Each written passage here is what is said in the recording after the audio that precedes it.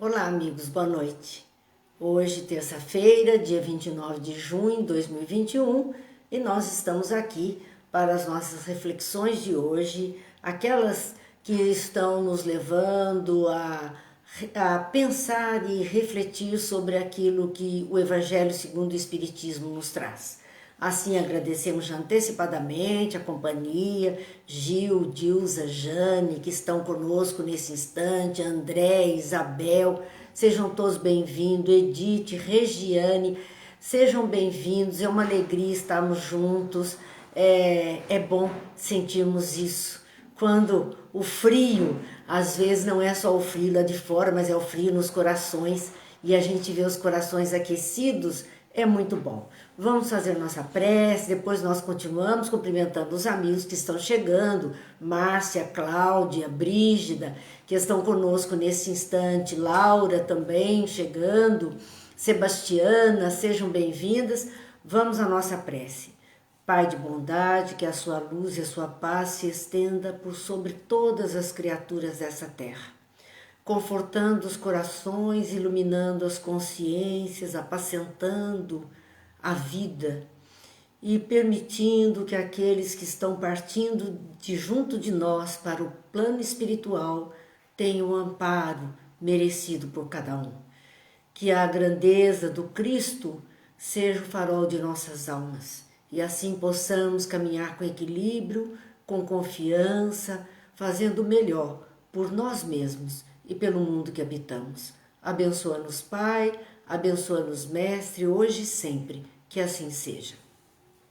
Bem, meus amigos, vamos lá então. Tânia e Yara estão também conosco nesse instante, a gente agradece a companhia. Nós estamos nas terças-feiras falando um pouquinho, refletindo um pouquinho a respeito das nossas das religiões que foram surgindo no mundo, para podermos chegar então no cristianismo, e dentro do cristianismo o espiritismo, que como todas as outras tradições cristãs tem a raiz judaico-cristã na sua essência. Assim, nós comentávamos a semana passada a respeito da obra O Evangelho segundo o Espiritismo, pois que ela que é o foco de nossas reflexões desta noite. Falamos do seu índice, dos capítulos que compõem, mas nós queremos então hoje lembrar algumas explicações de Herculano Pires que são extremamente importantes para nós. Herculano Pires vai nos alertar a respeito do título inicial da obra O Evangelho segundo o Espiritismo. Quando a obra surgiu, não tinha esse título. O título inicial era Imitação do Evangelho. Foi uma questão de um nome proposto no momento, mas que depois os próprios espíritos e mais alguns companheiros de Kardec alertaram que a época em que eles estavam vivendo, colocar uma obra como imitação do Evangelho seria uma coisa muito ruim, porque afinal não se estava imitando nada, não era uma cópia, não era nada nesse aspecto. Era mais sugestivo que se colocasse o Evangelho segundo o Espiritismo, quer dizer, de conformidade com a visão da filosofia espírita. Assim como temos então o Evangelho segundo Marcos, segundo João, e assim por diante nós vemos. Então aquele título inicial que poderia ter trazido algum desconforto, alguma dificuldade, ele caiu por terra, né? Vamos lá, que ainda temos boa noite, Silvio, Sônia Maria, que estão chegando, estão conosco nesse instante, e a gente agradece porque juntos somos mais. Então depois é que surge essa sugestão de Evangelho segundo o Espiritismo. Por que essa visualização com essa formatação? Porque a obra Evangelho segundo o Espiritismo, ela contém tópicos religiosos do Livro dos Espíritos, ou seja, aquela terceira parte da obra, o Livro dos Espíritos, é a parte das leis naturais, então que vai falar da moral, da conduta do homem, das leis de Deus que regem a vida dos homens. Assim, essa conduta moral foi tirada e agora levada para esta obra, o Evangelho segundo o Espiritismo, mais explicitada para que pudéssemos entender de forma mais adequada. Assim, essa parte toda religiosa, naquilo que diz tópicos religiosos vinculados ao quesito do sagrado, da religião, esses tópicos do Livro dos Espíritos foram desenvolvidos e, portanto, o Evangelho representa um manual de aplicação moral do Espiritismo. Então não dá para não estudar, não dá para não prestar atenção nos ensinos do Evangelho, porque a característica dele é de ser um manual de educação moral do cristão. Então é algo para nós termos muita atenção, muito carinho, muito cuidado. É importante para nós termos esse cuidado. Então foi no dia 9 de agosto de 1863, então lá no século XIX, houve uma comunicação dos guias espirituais a Kardec e está registrada no livro Obras Póstumas.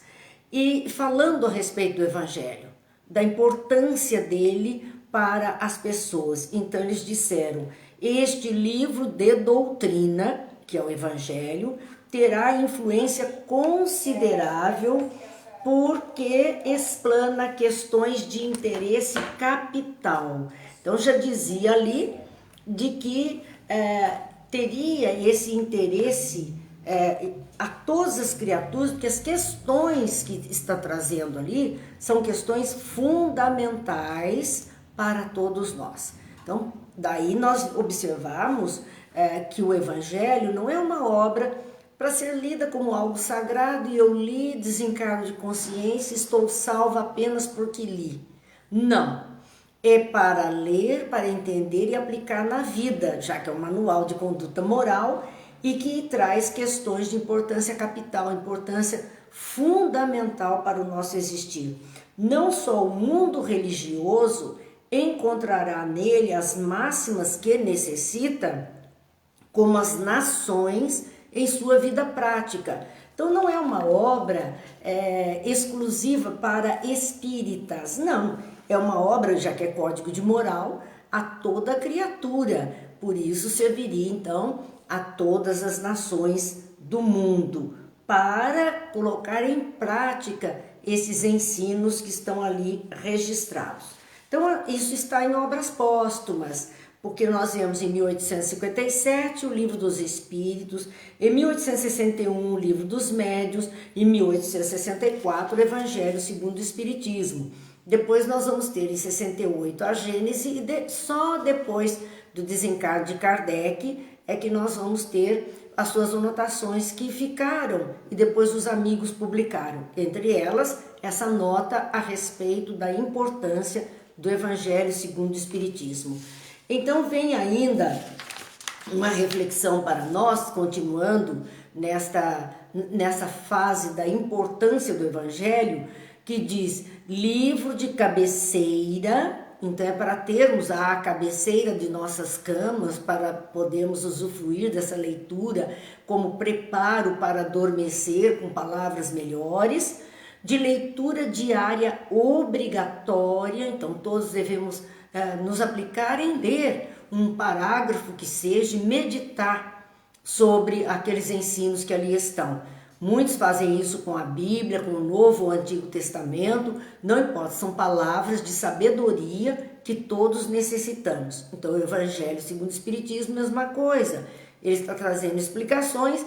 Então leitura diária obrigatória, de leitura preparatória das reuniões doutrinárias. Então aqui é colocado como, e daí esse hábito que nós temos nas casas espíritas quando vamos fazer palestras, estudos, qualquer tipo de trabalho, até o trabalho assistencial, não importa, o hábito da prece e uma leitura de um pequeno trecho que nos ajude a refletir.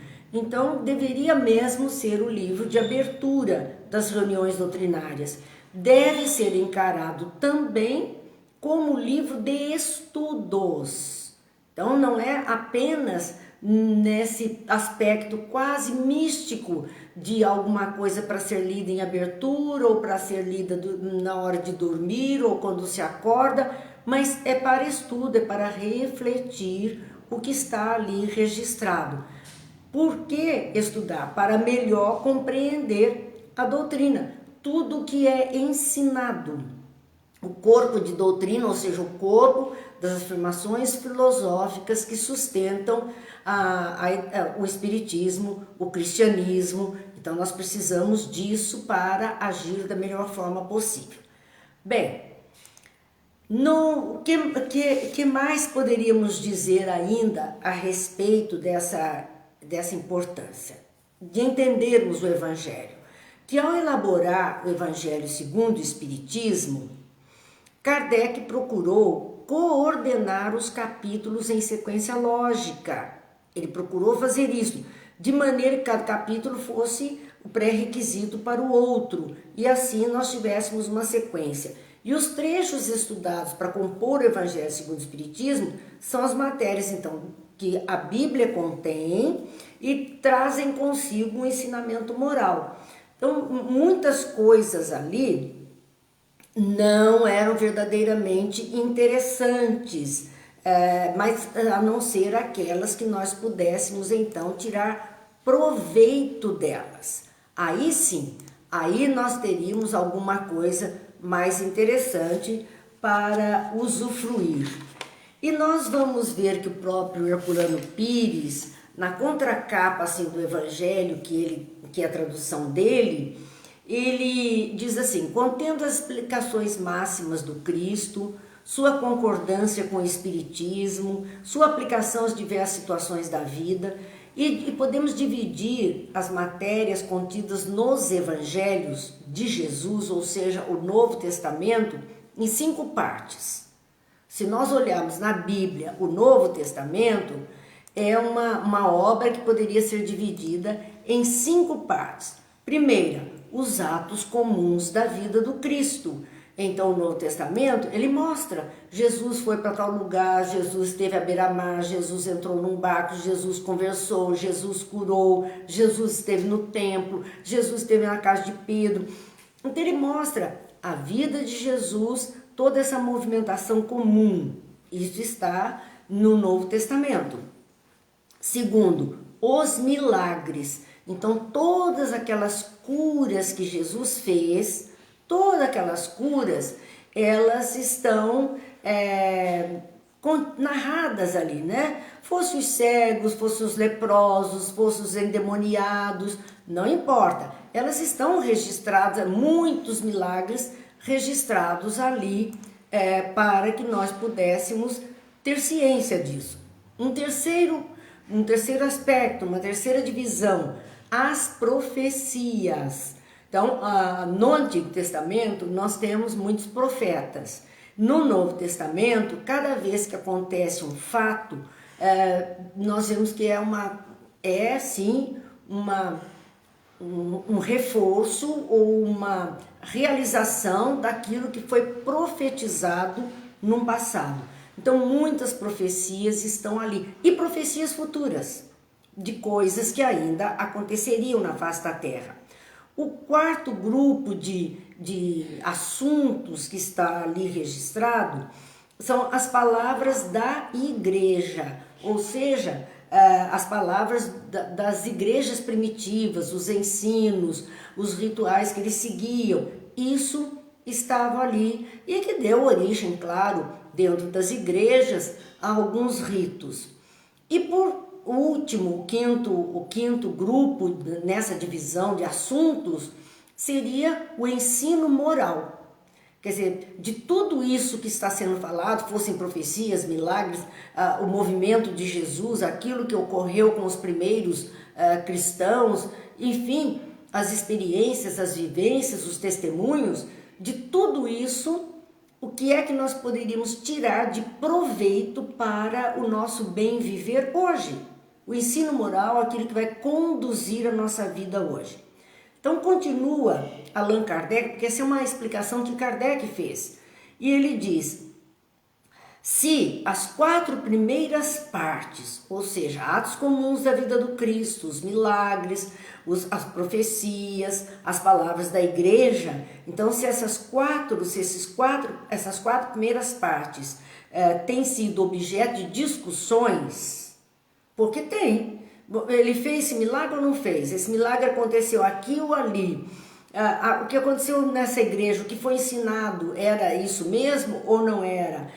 Jesus estava onde? Alguém diz que ele estava à beira do lago, outro diz que é o mar. Como é que é essa história? Então, muitas coisas referentes aos acontecimentos são causas e objetos de discussão. E até dogmas que se criaram, palavras que surgem, traduções que são feitas, tudo isso entra num debate. Mas, diz Kardec a respeito desse assunto, a última parte permanece inatacável.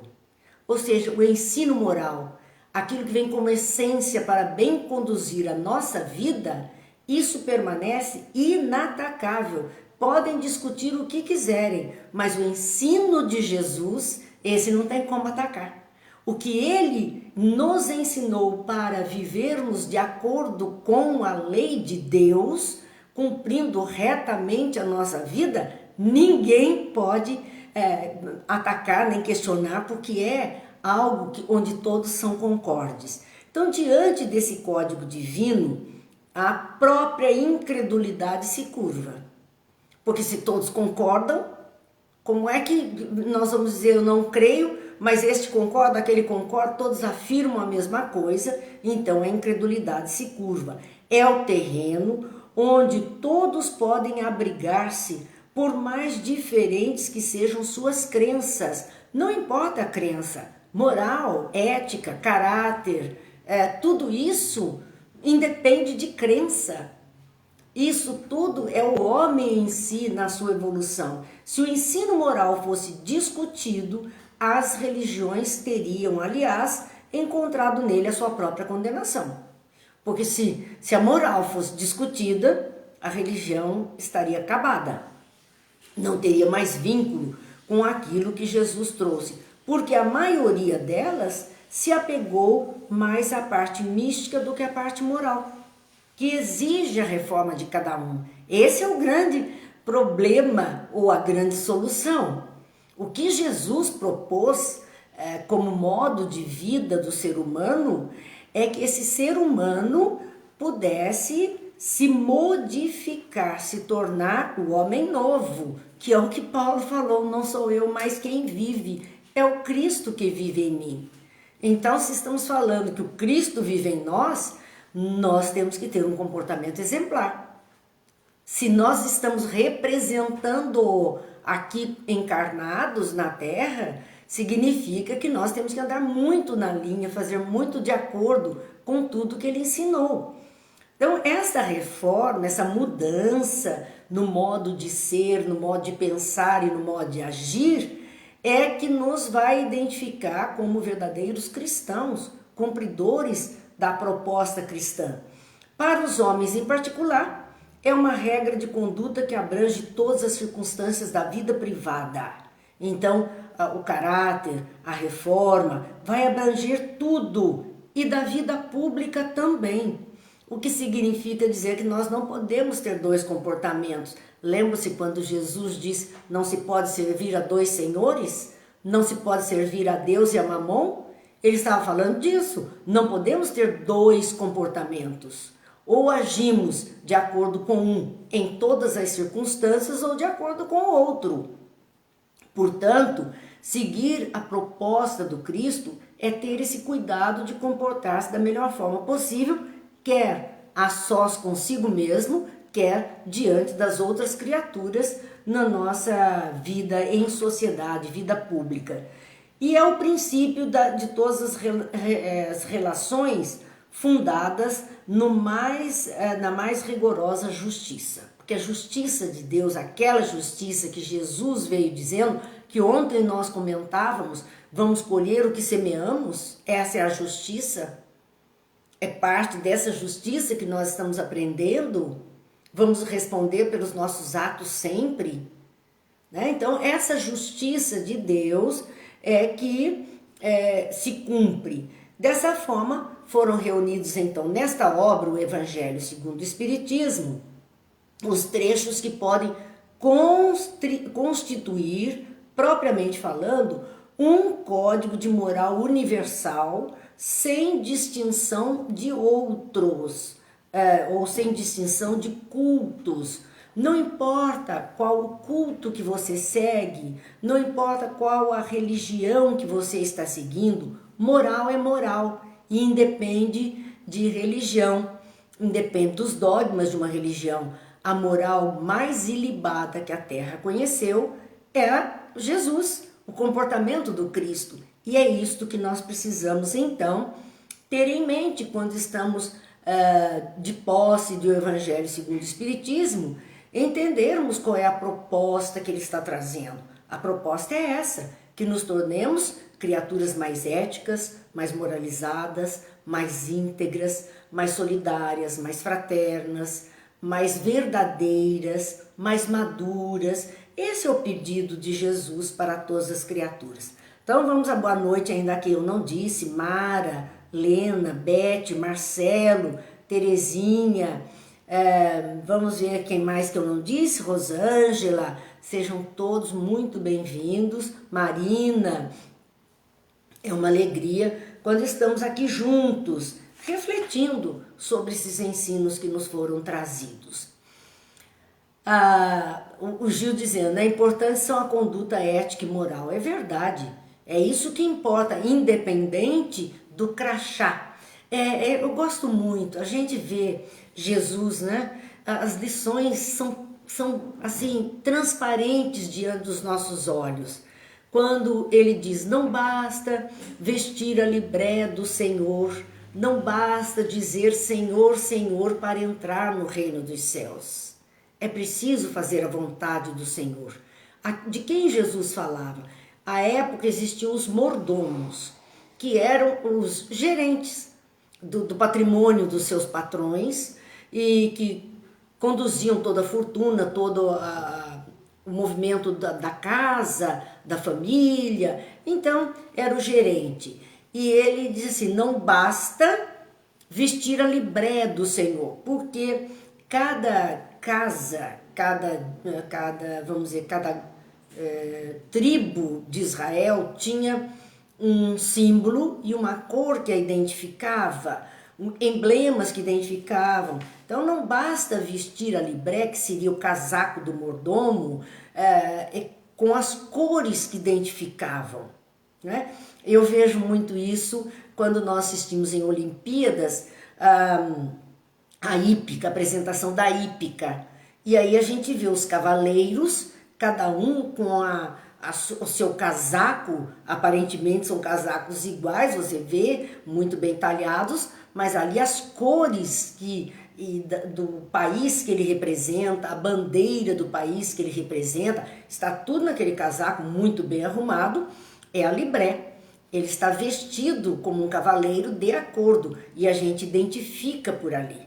O que Jesus disse é que isso às vezes é só uma identificação externa. Nós nos preocupamos com os crachás, com as aparências, que os outros possam nos ver e dizer, é tal lugar, é tal lugar, é tal lugar. Então ele disse, não basta vestir a libré do Senhor, não basta nem dizer Senhor, Senhor, que seria a expressão de reverenciar, de orar. Então não basta as orações apenas, né? É preciso mais do que isso. Jesus dizia, é preciso fazer a vontade do seu Senhor. Nosso Senhor é Deus, né? E Jesus está ali como seu representante. Então não basta usarmos o crucifixo pendurado, que é um símbolo do cristão. Não basta nós termos uma identificação qualquer que o outro olhe e saiba de a que igreja nós pertencemos, a que grupo religioso nós pertencemos. Não basta. Era preciso fazer a vontade. E a vontade é essa, como Jesus diz, ama a Deus sobre todas as coisas e ama o próximo como a si mesmo. Essa é a vontade. Então nós temos que lutar para cumprir essas propostas que Jesus nos trouxe e nos exemplificou para que não tivéssemos dúvidas. Porque às vezes nós poderíamos alegar que não entendemos a lição falada, já que nem escrita foi, mas falada. Não, ele se ocupou também em exemplificar para que nós pudéssemos ter uma melhor qualidade de vida, um ensinamento. Bem, completando então, nós vamos para já vimos a importância, vimos a que nos convida o Evangelho, os ensinos de Jesus, as suas palavras, os seus exemplos, e vamos ao prefácio do Evangelho segundo o Espiritismo. Então nós estamos abrindo agora as primeiras páginas da obra que nós vamos adentrar a estudar. Nesse prefácio, eu particularmente sou apaixonada por esse prefácio que tem no Evangelho. Eu acho isso uma coisa fantástica, maravilhosa que está escrito ali, que é assinado pelo Espírito de Verdade. E quando nós falamos em Espírito de Verdade, há muitos questionamentos a respeito desse Espírito. Eu aconselho os companheiros a assistirem uma live do Jorge Larrat, onde ele explica sobre o Espírito de Verdade ou o Espírito da Verdade. A verdade vem de Deus. O Espírito da Verdade é a sua essência. Quem trouxe foi Jesus.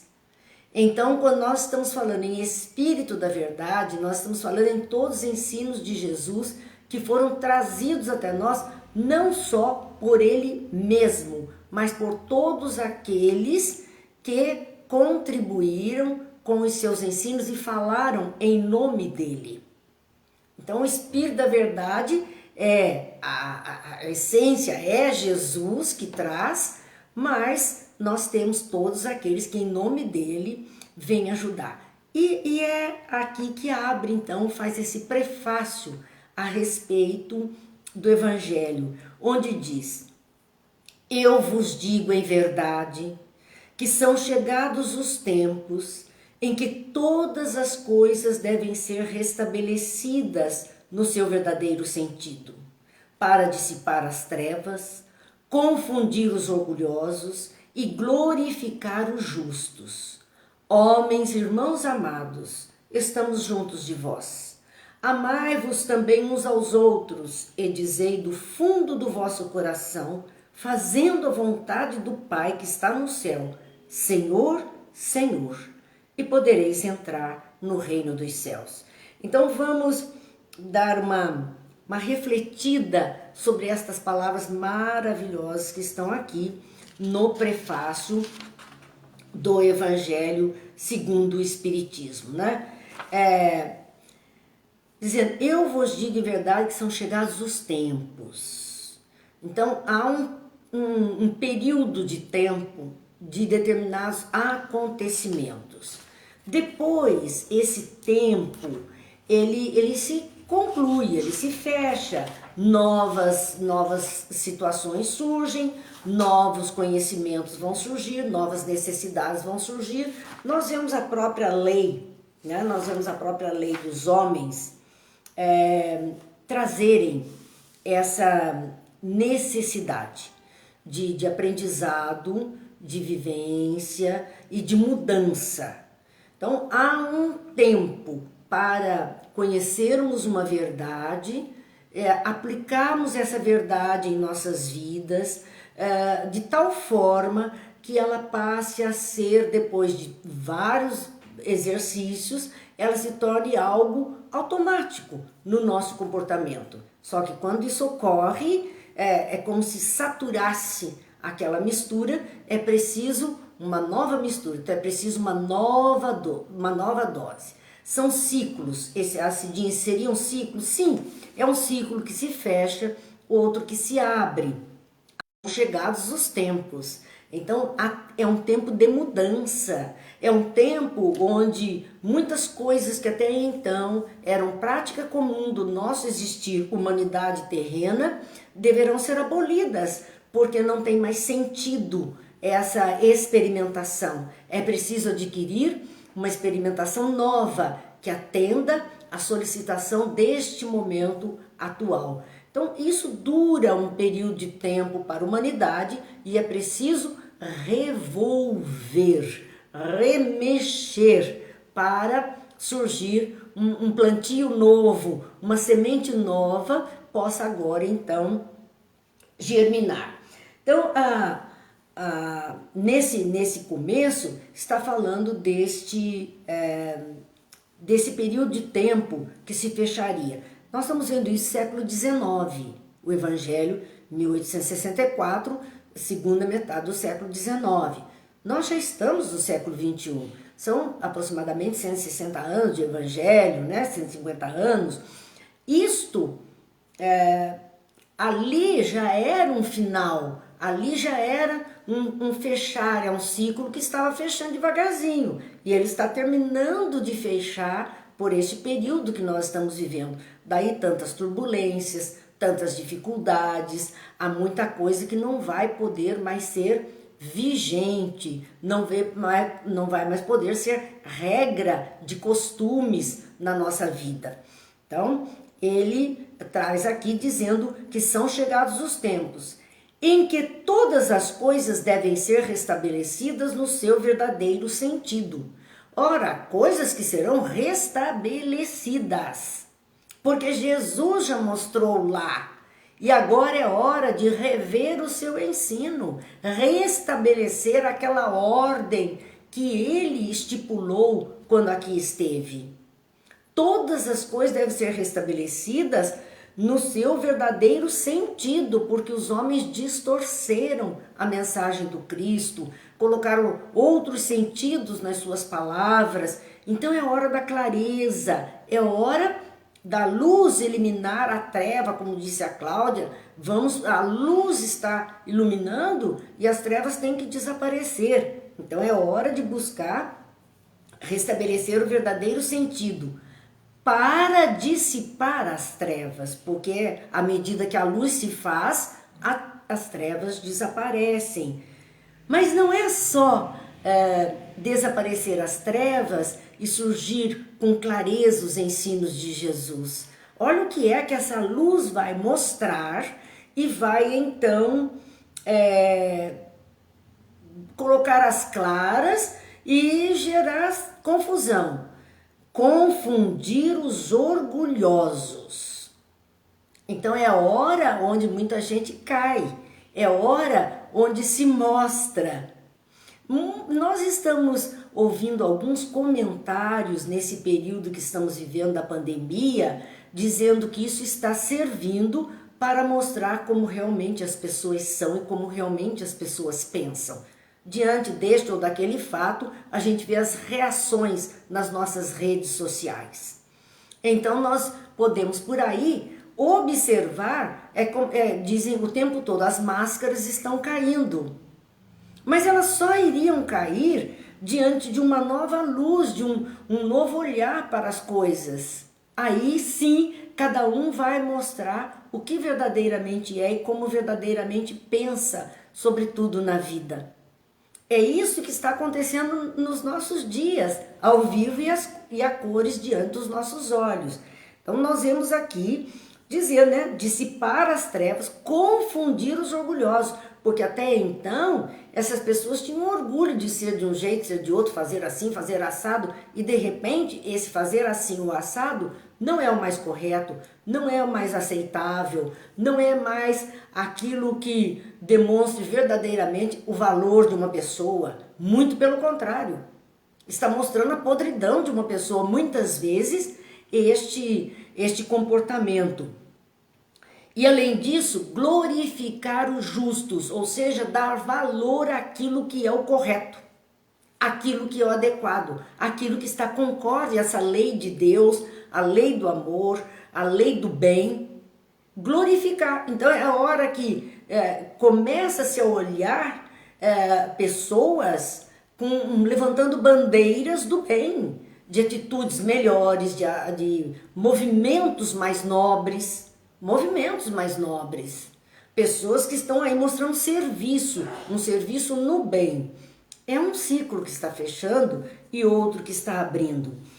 Mas continua então o Evangelho nesse prefácio, anteriormente a este parágrafo que nós estamos refletindo.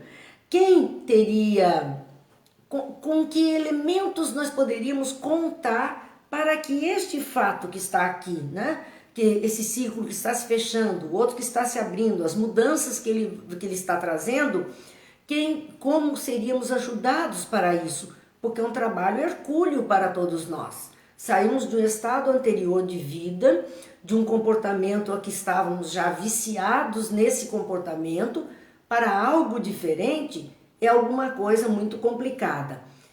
Os Espíritos do Senhor, esse era o primeiro parágrafo do prefácio, que são as virtudes dos céus, como um imenso exército que se movimenta ao receber a ordem de comando, espalham-se sobre toda a face da terra. Semelhante a estrelas cadentes, vem iluminar o caminho e abrir os olhos aos cegos. Então, que ajuda teremos para esse fechar um ciclo e abrir um novo ciclo para uma proposta diferente à humanidade terrena? Os Espíritos do Senhor. Quem são esses Espíritos do Senhor? Esses Espíritos mais evoluídos que puderam trazer à Terra ensinamentos, ajuda de todas as formas, inclusive nas intuições, nas inspirações, para que as pessoas possam visualizar algo mais nobre, ter força para buscar esse caminho mais nobre. Então diz os Espíritos do Senhor, que são as virtudes dos céus. Quais são as virtudes dos céus que eles estão representando? Bondade, caridade, fraternidade, solidariedade, amor ao próximo, amor a Deus, amor a si mesmo, religiosidade. São virtudes, resiliência. Então tudo isso está chegando até nós para que nós possamos agir melhor. Como um imenso exército que se movimenta ao receber a ordem de comando. E num exército, ordem dada é ordem cumprida. Então aqueles que recebem de Deus a missão de fazer alguma coisa melhor por esta humanidade, vão cumprir.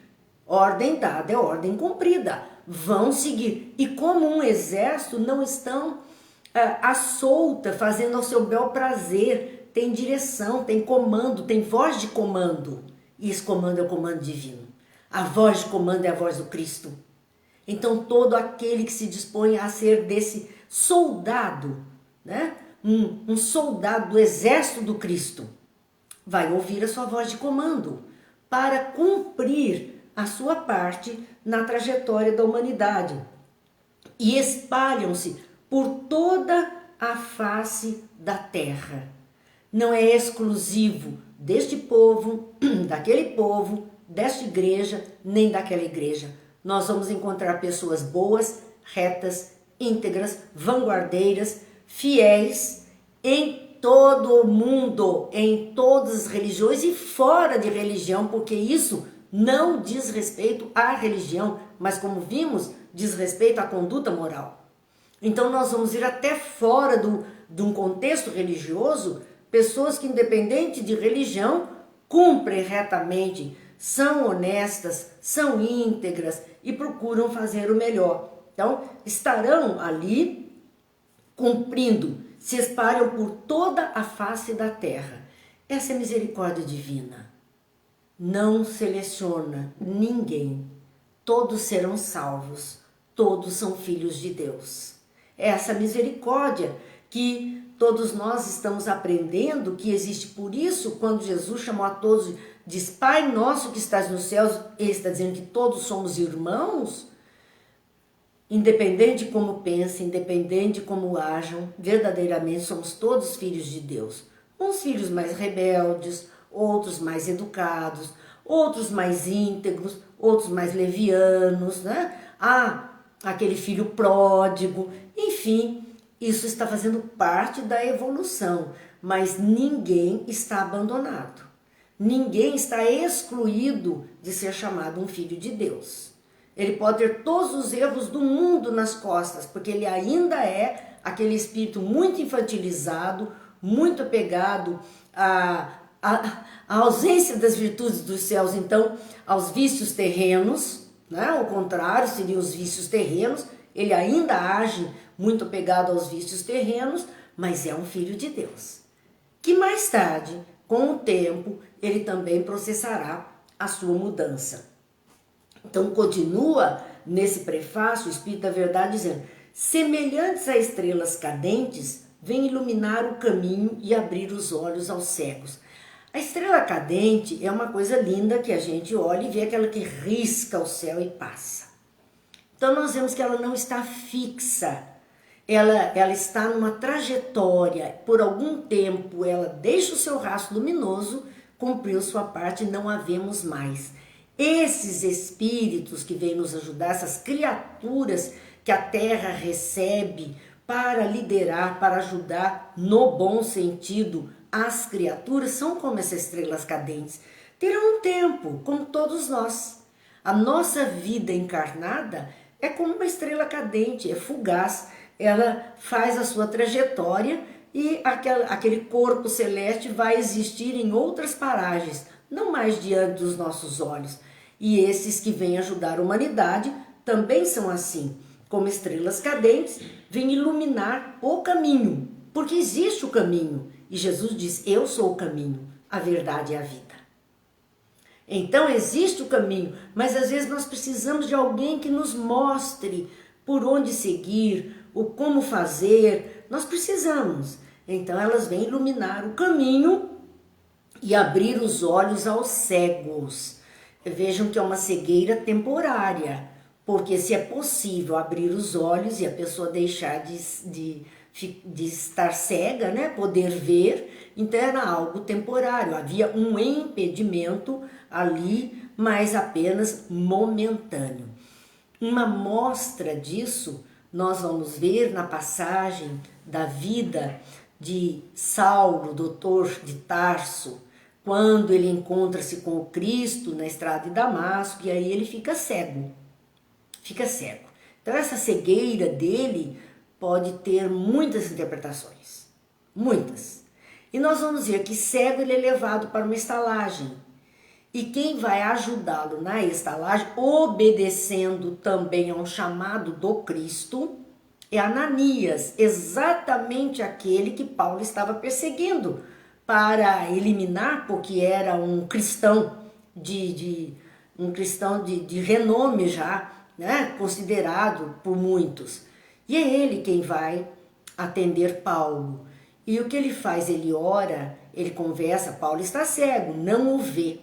E o registro bíblico é muito interessante, porque diz assim, que dos olhos de Saulo, até então ele era Saulo, depois que ele se transforma em Paulo de Tarso. Mas dos olhos de Saulo caem como que, então não são, é algo semelhante a escamas, caem como que escamas, e ele passa a enxergar.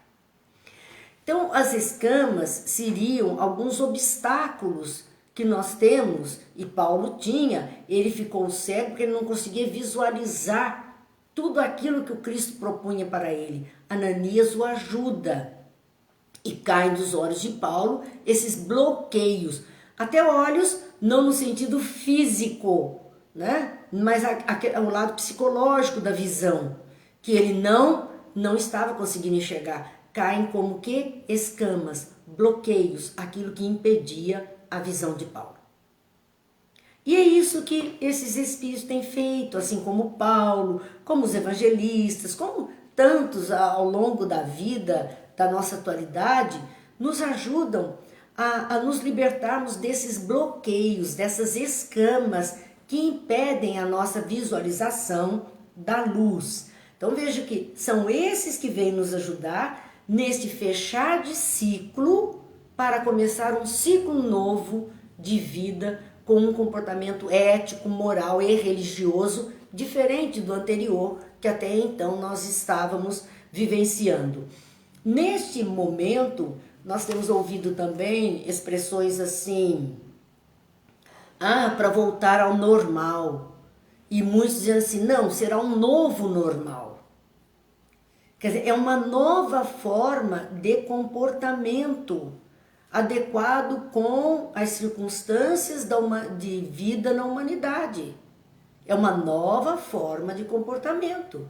Então, o novo normal não é aquilo, não esperemos mais os comportamentos anteriores, porque eles não terão lugar. E quando estamos fechando um ciclo, aquilo que até então era normal não atende mais à necessidade e não deverá mais ser de utilização constante. O novo normal se impõe. Um novo normal, uma nova forma de viver, uma nova forma de ver, uma nova forma de pensar. Esse é o novo normal que vai atender à necessidade desse ciclo que vai se iniciar, do fechamento de um, e estamos na transição, desenvolvendo esse novo normal para o momento mais adequado, futuro que virá. Vamos lá, Silvia, boa noite, Divone, Lourdes, Flávia, sejam todos bem-vindos, Cleusa, Luísa, muito obrigada pela companhia, sejam todos bem-vindos, é sim sempre momento de alegria para nós, ainda mais falarmos do Evangelho. Isso é que nos dá força, nos enche de confiança, mesmo diante das circunstâncias tristes, difíceis, desses momentos que nós estamos vivendo, é o que nos sustenta, é o que nos consegue botar em pé e esperar um amanhã melhor, esperar esse novo normal que atenda melhor a necessidade de todo ser humano na face da Terra. Então continua o prefácio, nós estamos refletindo um pouquinho sobre este prefácio que abre o Evangelho segundo o Espiritismo, abre esta obra, né? As grandes vozes do céu ressoam como o toque da trombeta e os coros dos anjos se reúnem. Homens, nós vos convidamos ao divino concerto, que vossas mãos tomem a lira, que vossas vozes se unam e num hino sagrado se estendam e vibrem de um extremo do universo a outro. Então veja, as grandes vozes do céu ressoam como toque de trombeta, porque era comum, ainda é, né, no judaísmo, nas tradições, nos povos mais tradicionais, os samaritanos ainda usam muito, as trombetas quando tocam, elas marcam algo importante, algum acontecimento, chamam a atenção para algum acontecimento, e é um som alto.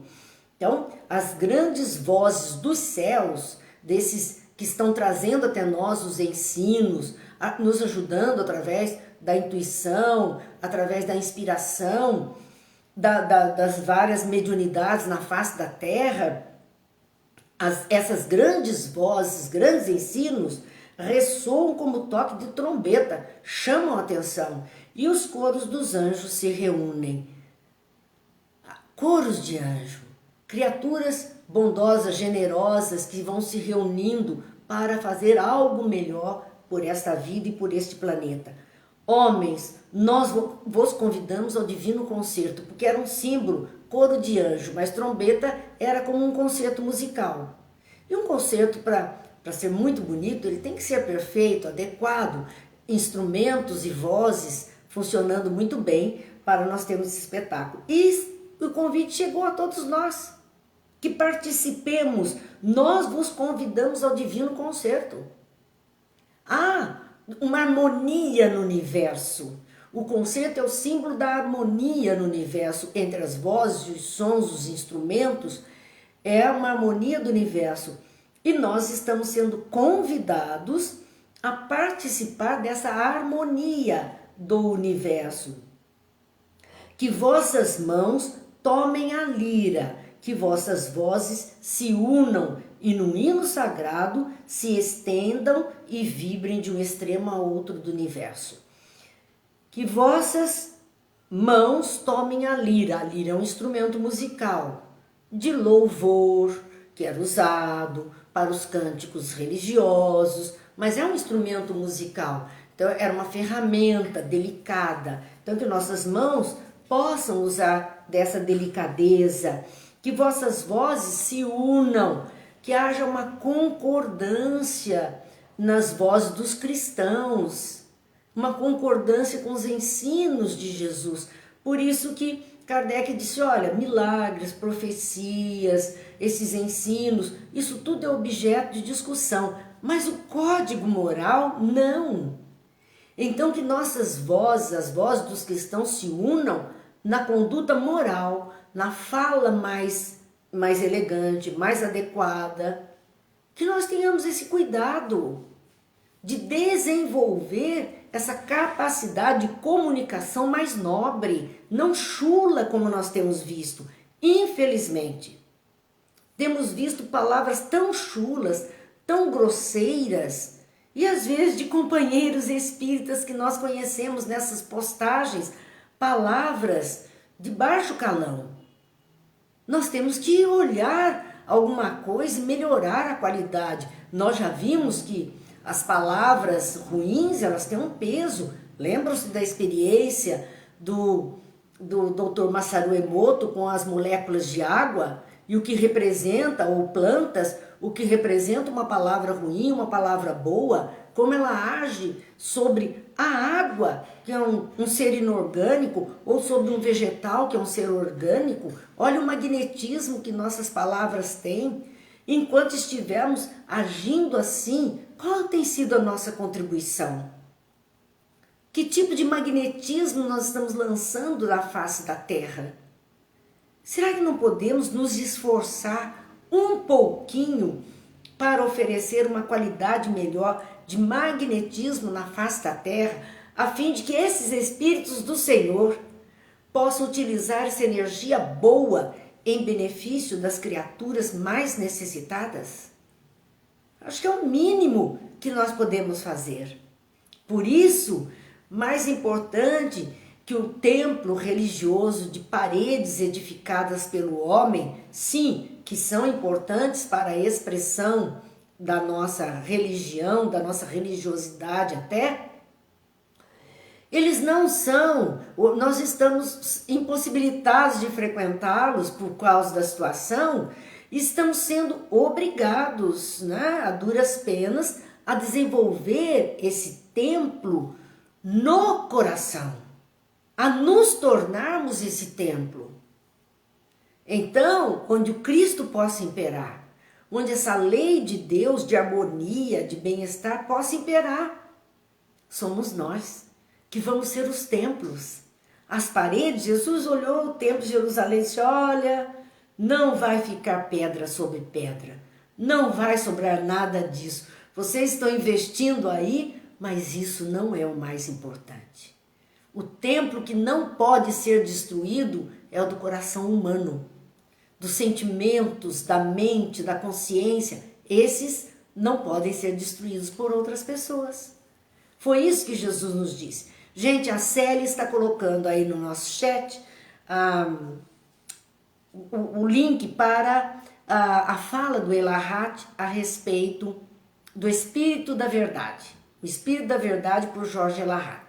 Está aí o link, mas quem quiser também depois entra no YouTube e vai encontrar. Mas já é uma contribuição da Célia para todos nós, a fim de que a gente entenda do que é que trata. Nós estamos aqui para estudar, então nós queremos conhecer. Bem, continuando, nós vamos ver então o último parágrafo dessa reflexão. Vejam que esse prefácio, que nós estamos quase a 1 hora comentando, tem 4 parágrafos. Nós comentamos 3. E assim, bem superficial, bem o mínimo que a gente consegue fazer é isso. Mas mais detalhadamente isso aqui ia render muito mais. Então a última frase deste prefácio diz assim: homens, irmãos amados, estamos juntos de vós.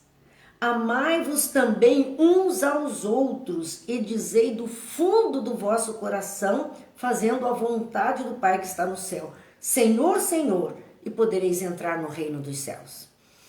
Homens, irmãos amados. Homens é o sentido humanidade, são homens e mulheres, não importa, são os seres humanos. Irmãos amados, porque eles se colocam também como filhos de Deus. Eles são também, como Jesus diz, meus irmãos, né? Então, homens e irmãos amados, estamos juntos de vós, não estamos abandonados. Por mais que a gente veja tudo meio de perna pelo ar, nós não estamos sós, nós não estamos abandonados. Nós estamos aí amparados, dirigidos. É claro que a turbulência se faz neste momento gigante. Sabe quando, eu me lembro tão bem disso, na ocasião em que surgiu a história do Petrolão e que a Polícia Federal começou a investigar aquela coisa da Petrobras, etc., há tantos anos atrás, nós estávamos no encontro, era um estudo no centro, e alguém falou do evento, que era o evento do dia. Claro, as notícias do dia sempre nos interessaram. E eu, na ocasião, ouvindo aquilo, eu disse, gente, sabe qual é a impressão que eu tenho? Que tiraram a tampa de um bueiro e que a sujeira vai começar a vazar. Nós vamos ver muita sujeira pela frente, escorrendo desse bueiro, até ficar aquele mais grosso que está no fundo e que vai dar trabalho para arrancar dali, que precisa muita luta para arrancar. Gente, são anos que esses acontecimentos estão vindo e nós estamos vendo essa sujeira do comportamento humano vazando, não só no nosso país, não é só no nosso país, é uma questão da humanidade terrena, em todos os países muita sujeira aparecendo.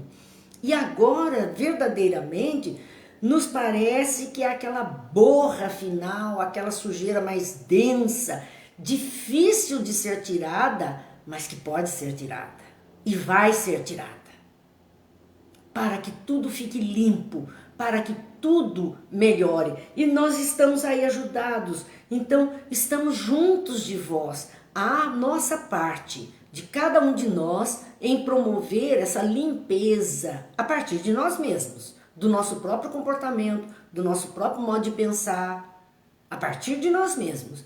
Então toda sujeira está em andamento, estamos juntos de vós. A espiritualidade trabalha, mas o mundo é um mundo material, denso. Ela precisa de criaturas materiais, materializadas para resolver essa densidade toda.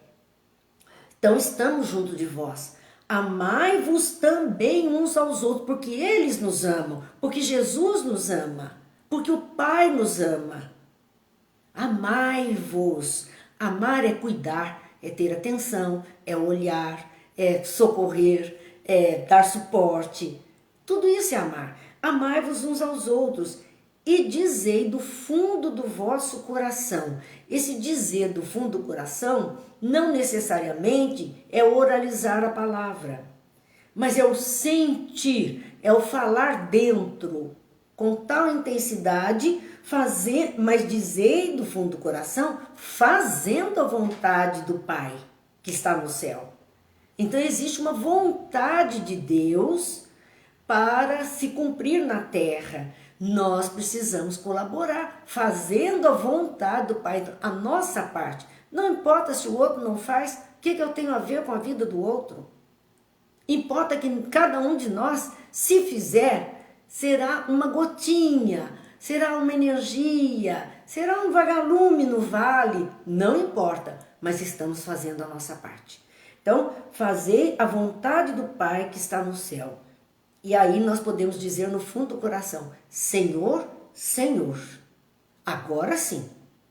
Agora não é mais um ato da religião, mas é um ato de religiosidade do ser, independente de religião, independente de paredes, independente de cultos, onde o altar é o altar do coração, da consciência, e aí dizer, Senhor, Senhor, estou aqui, estou fazendo, estou lutando. E aí, podereis entrar no reino dos céus.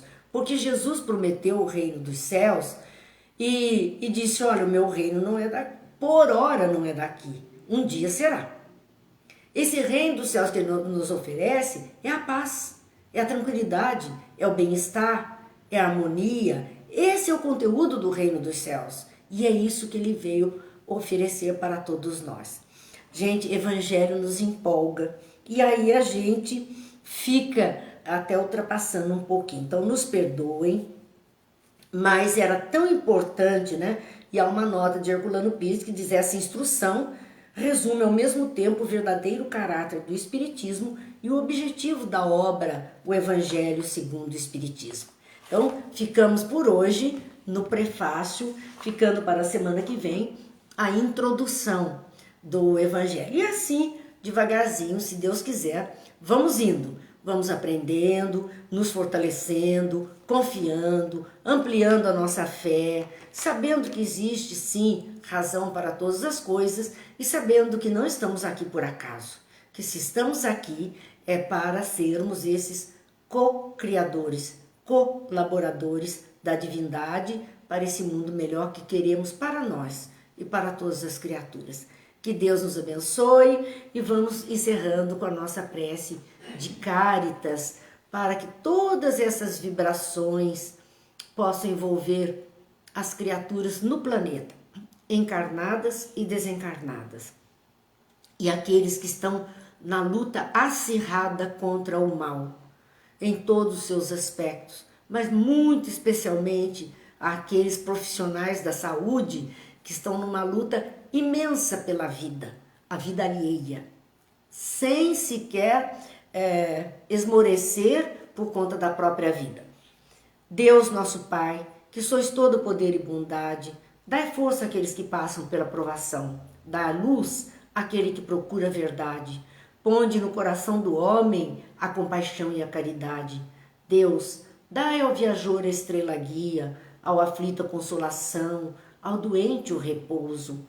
Pai, dai ao culpado o arrependimento, ao espírito a verdade, à criança o guia, ao órfão o pai.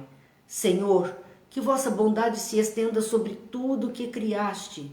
Piedade, Senhor, para aqueles que não vos conhecem e esperança para aqueles que sofrem.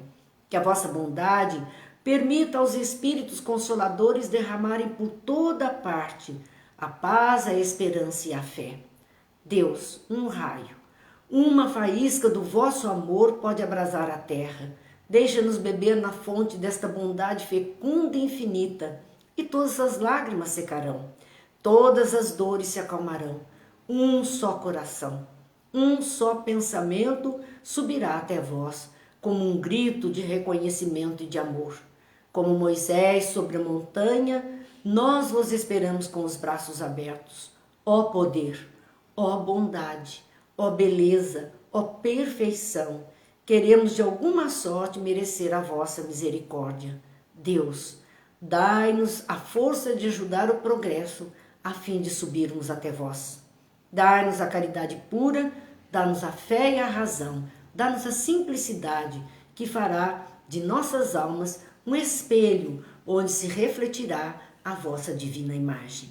Que Deus nos abençoe, que Jesus nos ilumine, abençoe os lares, fortaleça todas as criaturas na disposição do bem, que possamos de alguma forma contribuir sim para uma vida melhor. E ao sairmos desta vida, estejamos um pouquinho melhor do que quando aqui nós chegamos. Que Deus abençoe e até amanhã, se Deus quiser, no mesmo horário.